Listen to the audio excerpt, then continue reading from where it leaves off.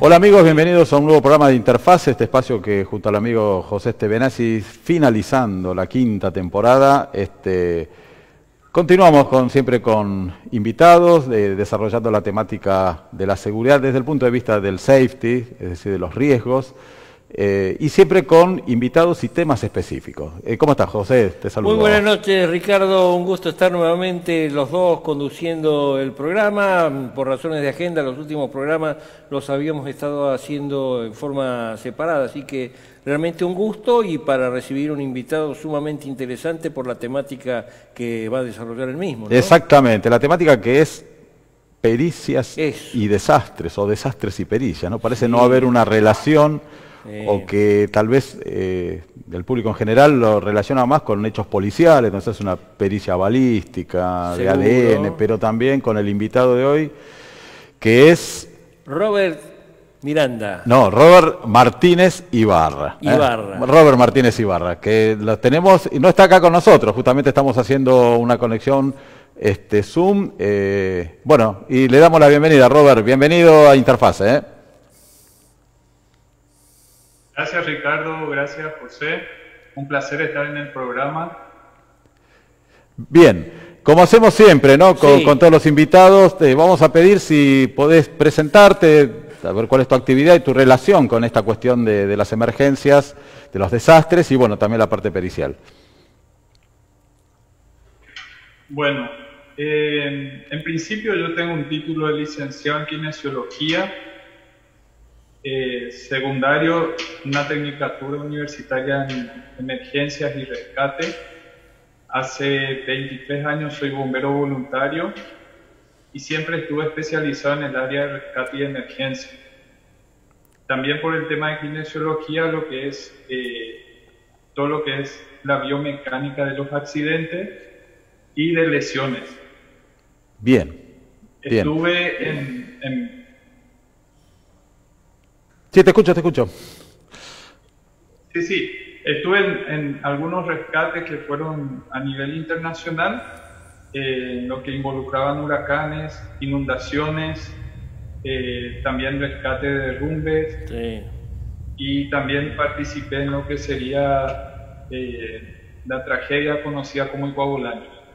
Perfecto. Icuabolaños, que ya después vamos a estar en detalle, que fue un hecho muy importante porque sabemos, por lo que estuvimos charlando previamente, que estuviste desarrollando también tu actividad no solamente en Argentina, sino también en Paraguay, ¿no?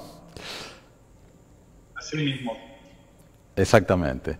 Y bueno, como decíamos en el inicio, tal vez se relaciona más las cuestiones periciales con otras actividades o otros campos de la seguridad, como puede ser las cuestiones ante determinar ciertas pruebas, ciertas cuestiones que tienen que ver con un delito. Pero también, tal vez lo que más se la relaciona con emergencias y desastres es una pericia de incendio, pero sabemos muy bien que hay muchos campos dentro de las emergencias, ¿no? y los desastres en los cuales se exige, acá hay alguien importante, ya empezamos a nombrar, que es la autoridad judicial, ¿no? Sin duda. Que exige justamente la realización de una pericia. En tu experiencia y en tu campo, dejando de lado la clásica pericia de incendio, ¿en qué otras cuestiones te ha tocado periciar o sepas que también se realizan? Bueno, a mí me ha tocado hacer pericias en caso de lo que sea marítima, todo en el río, pericias de embarcaciones inundadas. Me ha tocado en tema de catástrofe, donde iniciaron focos de incendios forestales, también en el ámbito de emergencia en sí, todo lo que es la parte de accidente de tráfico, en el área de salud, las pericias médicas, también en la parte de rescate, en algunos casos, todo en lo que involucraba el personal profesional, tanto como el personal de salud. Es decir, es muy variado, ¿no, José? Sí, es muy variado y los ejemplos que has estado dando recién cubren un gran parte de lo que es las actividades cotidianas de preparación y respuesta de una defensa civil a nivel local tipo. Desde las embarcaciones menores que dijiste, el tema de tránsito médico, y muchas otras situaciones muy variadas en cuanto a emergencias a nivel local y obviamente, bueno, también la parte de desastres. Así que vemos que realmente el campo para desarrollar la tarea que tú realizas es sumamente variado y de ahí viene lo que apuntaba hoy Ricardo de la creciente demanda seguramente que desde el sector judicial se impone para que haya profesionales como eres tú en este caso que aporten lo que específicamente se demanda desde el sistema judicial, ¿no? Asimismo es, el sistema judicial al día, a la fecha, está descubriendo que el perito cumple un rol muy importante en varias acciones que no la tenían vista, como por ejemplo las catástrofes, algún tipo de siniestro que sea accidentología o ocurra por reacción química, por dar un ejemplo, o cosas que ocurren de la nada. La ciencia, siempre que involucra a una vida, acuden a un perito, pero el enfoque que le da la justicia, buscando las pruebas, ahí está la diferencia para que estas pruebas puedan ser válidas, y la mirada que tiene el perito. Claro. Y acá creo que es importante definir, ¿no? Si bien el programa lo ve mucha gente, tal vez tienen una idea de lo que es una pericia, muy por arriba, y también la de la figura del perito, ¿no? En principio, cuando una autoridad judicial solicita la realización de una pericia, ¿en qué consiste? O sea, ¿cuál es la finalidad de una pericia? Y después vamos a hablar un poquito de cuál es también, por decir así, el perfil ideal de un perito, ¿no? Sí. Bueno, la pericia depende de varios factores.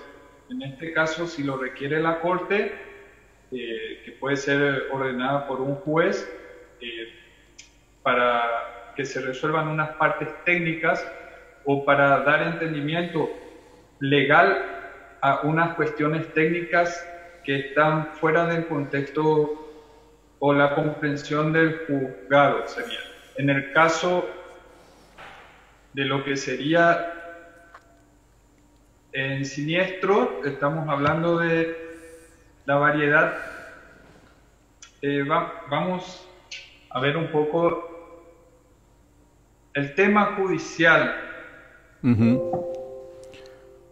La pericia, podemos tocarlo desde un lado, hablando desde que el demandante, ya sea del acusado, puede pedir una pericia.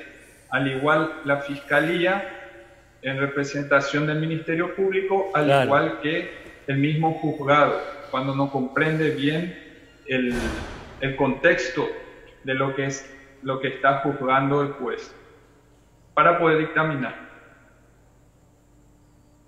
Bien, o sea que es un trabajo técnico que solicita desde ya la autoridad judicial. José no sabe todo, entonces ahí es donde tiene que, de alguna manera, contactarse, solicitar. Contactar gente que puede ejercer ese rol de auxiliar de la justicia, digamos, allegándole al magistrado todos aquellos aspectos técnicos que escapan a la comprensión básica del juez y que sirven para que junto con los peritos que van de parte, ¿no es cierto?, después se pueda avanzar hasta llegar a la...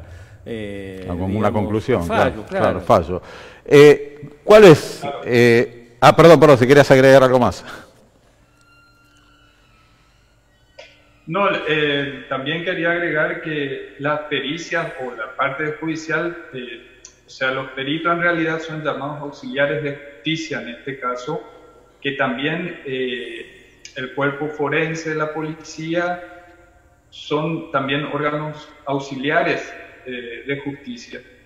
La pericia se puede dar por una entidad policial, por un perito privado, o puede ser también por parte del Ministerio Público, dependiendo del personal capacitado que tenga técnico preferentemente y no idóneo.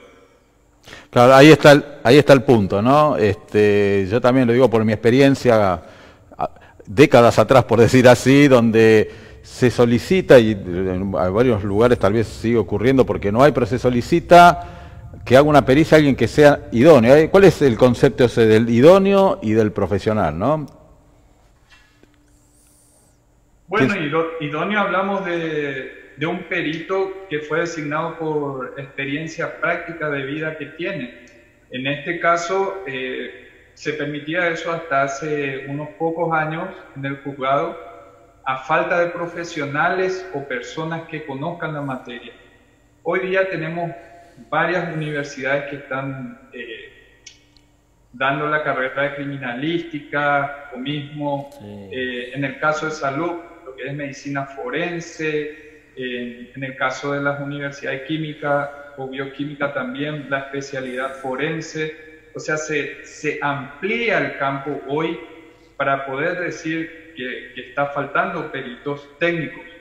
Entonces es una manera de desplazar a lo que sería lo idóneo, porque las pruebas que el perito recaba dependen mucho de las técnicas que utilice, y eso solo se aprende a nivel universitario en un instituto de capacitación específica, no por experiencia propia.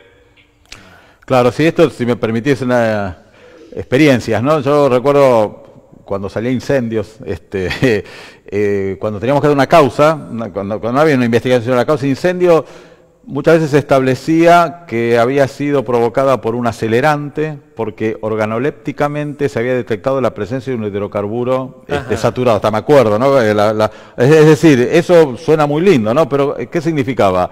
Y olí y había olor a nafta. O sea, entonces, y después, posteriormente, comenzó más con el cambio de código de procedimientos, peritos de policía, que cuando llegaban a una conclusión válida, tal vez, comparado con otro también, pero cuando se le preguntaba de qué manera había llegado a ese resultado, y por ahí decían de la experiencia, y no a través de un método científico, que es un poco lo que bien dice Robert. Claro, lo que sería un protocolo, porque normalmente en las pericias se usa el protocolo de seguimiento, de levantamiento de pruebas, ya sea fotografía o todo lo que uno pueda armar un caso. En el caso de la idoneidad no hay esa práctica para poder entender cómo dimensionar un caso o hacia dónde apuntar, porque muchas veces el idóneo pierde esa objetividad guiándose netamente por su conocimiento y no por la amplitud de lo que tiene un técnico.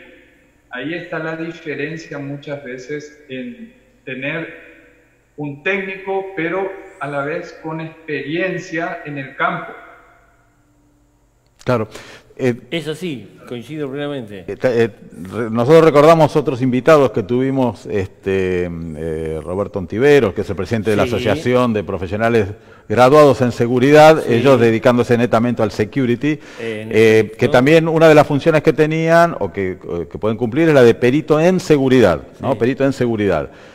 Pero previo a eso, para poder ser acreditado, había que hacer un curso específico en el colegio profesional, en el departamento judicial donde se les acreditaba, donde se le da también conocimientos, tal vez no tanto de lo técnico, sí desde del procedimiento judicial, ¿no? Es básico para cumplirlo eso, porque si no se siguen los pasos adecuados procesales, o con las precauciones y demás, ¿viste? Es algo que es impugnado de inmediato porque no ha sido bien hecho con los procedimientos, los procedimientos respetados, digamos. Claro, por ejemplo, preservar la prueba, ¿no? De qué manera, o sea, no es que lo guardo, sino que tiene que tener ciertas características. Bueno, esto lo sabrá muy bien Robert, ¿no? Sí, seguro. Sí, normalmente suele pasar mucho eso en la corte, que se invalidan algunos informes. Tenemos un régimen que es el RIAX, que es la norma que se aplica, o el reglamento judicial. Inclusive en ese reglamento especifica cómo debe ir los marcos teóricos, inclusive los márgenes de los informes que tiene que hacer el abogado, el perito, los auxiliares. O sea, si nosotros tenemos un idóneo que no se capacitó en el área judicial, de repente el informe puede ser invalidado directamente. Claro. Es importante. Y además también para desmitificar, y es algo que siempre acá decimos del programa, ¿no? Como que los eventos adversos ocurren porque, no sé, la fatalidad. Y siempre que ocurre algún evento, ya sea un accidente, un incendio, una explosión, siempre hay una cuestión, hay una responsabilidad, ya sea o por negligencia, imprudencia, impericia, o bueno, peor es cuando hay una intención, ¿no?, de provocar ese incendio, esa explosión. Entonces, Claro, ¿cómo? Perdón, no te escuchamos bien. y así mismo es lo que hay que demostrar. Claro. Si fue una impericia, una negligencia o una imprudencia, que sería lo mismo.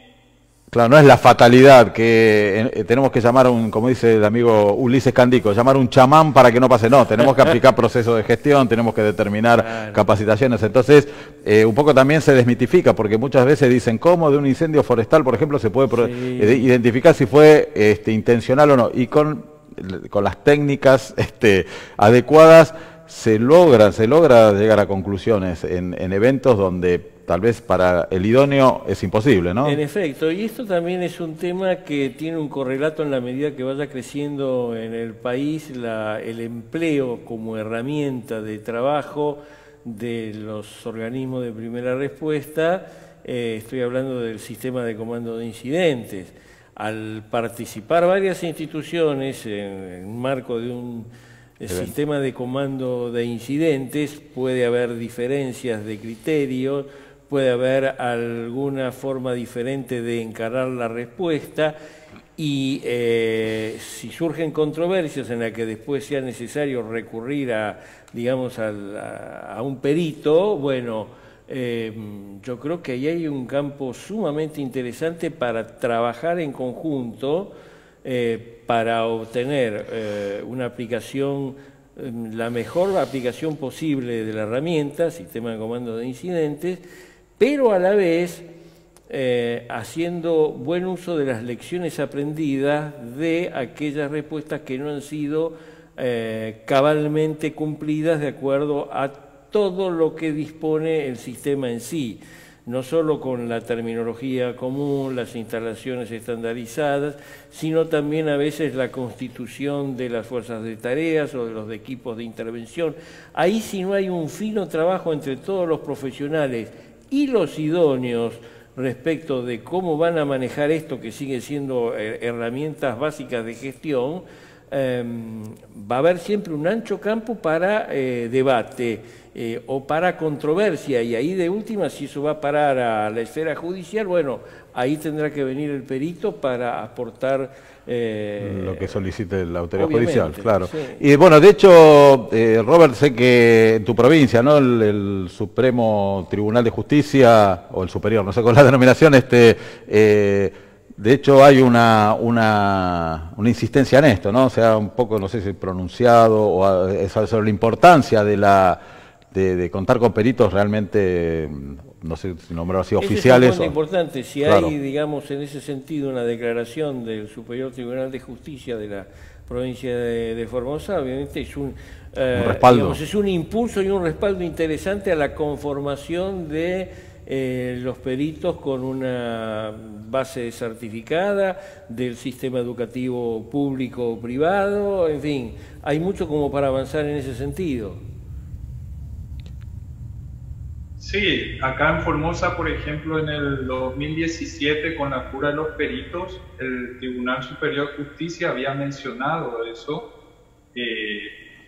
la importancia del perito por el hecho del aporte que hace a la justicia, en el sentido de que cada vez son más amplios los pedidos judiciales o las demandas. Como al caso que estaban hablando, tuvimos un caso de de vehículo, por ejemplo, que se incendió en un incendio forestal, y eso ahí juega un recurso natural, y ¿quién es el culpable de eso? Y ahí es donde actúa el perito, buscando las pruebas, si hay un culpable y deslindando responsabilidades al mismo tiempo. Qué interesante ese ejemplo, qué interesante. Y estoy pensando también en lo que estás contando, Robert, hacer notar incluso a la propia gente que está en el tema, como las asociaciones de profesionales que están surgiendo, de este interesante campo laboral, ¿no es cierto?, que va a requerir una especialización adecuada y cumplimentar alguna instancia de educación formal para el tema de allegarse al sistema judicial con la característica de perito o cumplir los requisitos que el sistema judicial ponga. Yo creo que ahí hay algo que por ahí no está muy advertido por mucho de la gente que está egresando de diversas carreras relacionadas con los desastres, las emergencias y la protección civil genéricamente, ¿no? Exactamente, eso, o sea, es un campo, bueno, sabemos que es multidisciplinario, interinstitucional, no siempre estamos insistiendo en lo mismo, y no todo es respuesta, y esto justamente... No solo que no todo es respuesta, sino que además desde una base común que manejamos en diferentes variantes, después viene la especialización, claro, que requiere una especificidad en la que hay que trabajar muy bien desde el punto de vista educativo y de la capacitación. Es más, habitualmente el sistema educativo va, digamos, a permitir que la gente obtenga un grado básico, ¿no es cierto?, y después sí, quizás el sector privado esté en mejores condiciones como para responder rápidamente a demandas muy, muy puntuales. Robert, nos quedan 5 minutos, ya pasó rápido esto.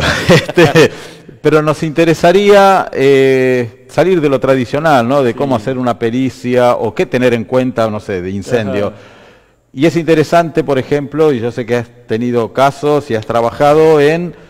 Por ejemplo, si se considera así, es el término, una mala praxis en el traslado de una víctima, por ejemplo, si hacia el hospital, sí, o que también ya desde ahí se parte, ¿no? O sea, se puede llegar a determinar la responsabilidad tal vez de un profesional o de una persona que, bueno, después se determinará si con la mejor intención de ayudar o no, tal vez esté cometiendo un daño peor a que si lo deja, ¿no? Pero sería interesante haber alguna experiencia.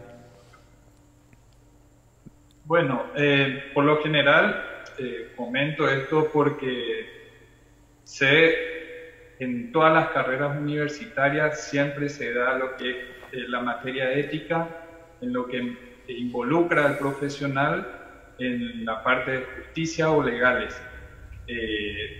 como sus derechos y también sus obligaciones a cumplir sería. Y cuando nos cumplen las sanciones. En mi caso, me tocó hacer varias pericias, inclusive una pericia que llevaba años en el juzgado, que se remitían a pruebas de 10 años. Ajá. Y ahí radica mucho la técnica del perito, al tener el conocimiento de cómo se dan las pruebas. Sí. Porque siempre en algunos juzgados, mismo la fiscalía por X motivo envía a un personal idóneo a hacer secuestro de prueba o de evidencia en el área de salud. Y ahí es donde de repente se dificulta lo que sería la pericia en el ámbito médico. A no ser que sea una pericia in situ con pacientes.